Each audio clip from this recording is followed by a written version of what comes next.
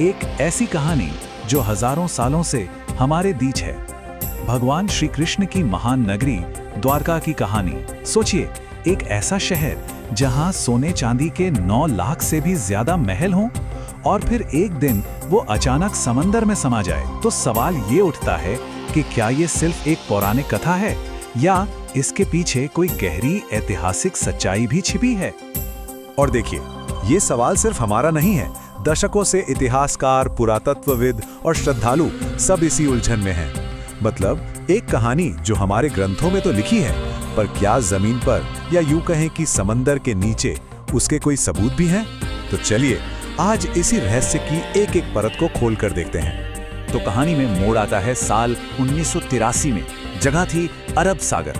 भारतीय पुरातत्वविदों की एक टीम गुजरात के तट पर समंदर की गहराइयों में उतरती है और उन्हें वहां जो मिलता है वो कोई आम चट्टानें नहीं थीं। नहीं, वो थीं सलीके से बनी पत्थर की दीवारें।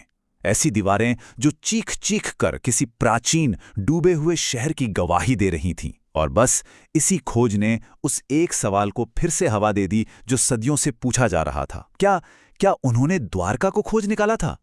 अब देखिए, इस खोज की अहमियत समझने के लिए हमें थोड़ा समय में पीछे चलना होगा, लगभग 5000 साल पीछे।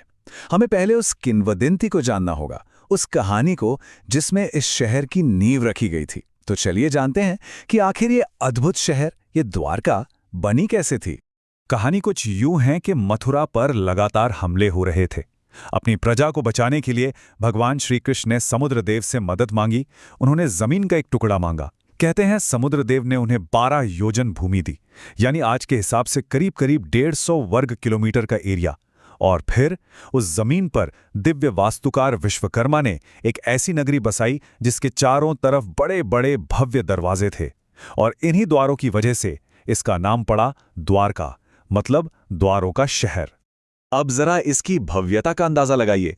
हमारे ग्रंथों के मुताबिक द्वारका का वैभव हमारी कल्पना से भी परे था। कहा जाता है कि इस शहर में 1-2 नहीं, 9 लाख से भी ज्यादा महल थे। 9 लाख! और ये कोई मामूली इमारतें नहीं थीं, बल्कि सोने, चांदी और कीमती रत्नों से जड़ी हुई थीं। मतलब उस दौर की समृद्धि का क्या ही कहना। पर द्वारका सिर्फ अमीर नहीं थी, वो अपने समय से बहुत बहुत आगे थी। एक तरह से एक स्मार्ट सिटी। सोचिए, एकदम वेल प्लान्ड लेआउट, सड़कें सीधे पोर्ट तक जाती थीं, सिंचाई के लिए एडवांस सिस्टम्स थे, साफ पानी के लिए अलग व्यवस्था थी। एक ऐसी आत्मनिर्भर नगरी जो सच में आज के बड़े बड़े मॉडर्न शहरों को भी टक्कर दे सकती थी। लेकिन कहते हैं ना, हर सुनहरे युग का एक अंत होता है, और द्वारका का अंत